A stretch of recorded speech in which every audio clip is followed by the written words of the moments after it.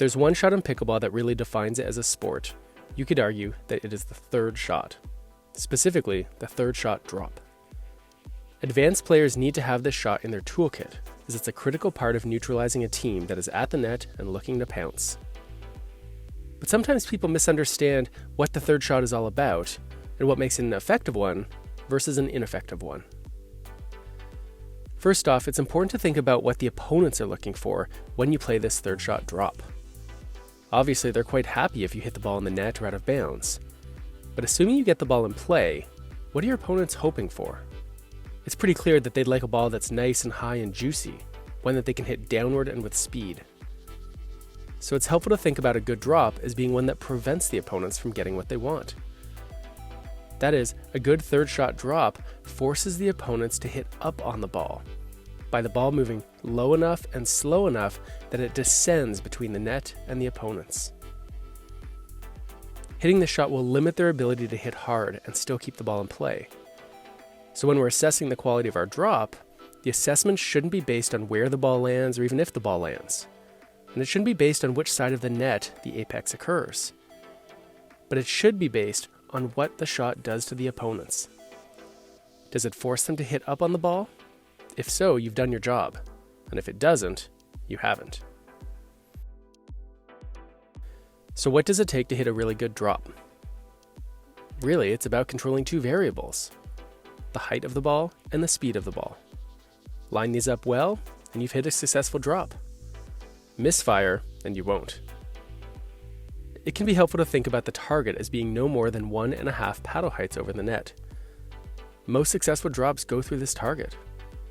But hitting through this window is not sufficient. The ball must also be traveling slowly enough that when it passes through this window, it has enough time to drop before it gets to the opponent's paddle. So that means speed control. A short backswing will help to keep the ball moving slowly. A compact backswing, with a forward impact point and stable paddle face, will make it much easier to keep the ball's speed under control. And of course, controlling all of these variables is much easier if you are well set up at the moment of contact. Finally, there's a reason that the pros typically send their drops cross-court. When you hit down the line, you're hitting over the highest part of the net.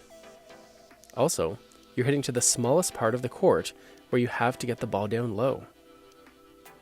Hitting cross-court, on the other hand, gives you a greater margin for error, since the net is lower and you have more space to work with. Players should think about what they do after they hit their drop. Generally speaking, if it's a successful drop, it's relatively safe to move forward, since the opponents can't hit hard and still keep the ball in play. If, however, the drop is net high or above, players are better off staying back in anticipation of something fast. What should you do if your partner is preparing to hit the third shot? One option is to stay back and assess the quality of the drop before moving forward. If it's a good drop, it's fairly safe to continue advancing. If it's a poor drop, you'll be happy that you stayed back, so you'll have more time to defend. If, however, you are confident with your partner's ability to hit a great drop, you might start moving forward before they hit the ball. While you're putting a lot of eggs in one basket, this early movement will allow you to apply pressure on your opponents sooner. Again, a lot comes down to how much trust you have in your partner to hit a high-quality shot. Third shot drops are not offensive shots. After all, you're hitting a slow-moving ball right to your opponents. But they can be shots that limits your opponent's ability to cause trouble. They're neutralizing balls. Make sure your focus is on forcing your opponent to hit the ball up to get it over the net, since this will limit their chances to hit hard and keep the ball in play. Maintaining great height and speed control is going to be important, and playing cross-court will generally be a higher percentage option.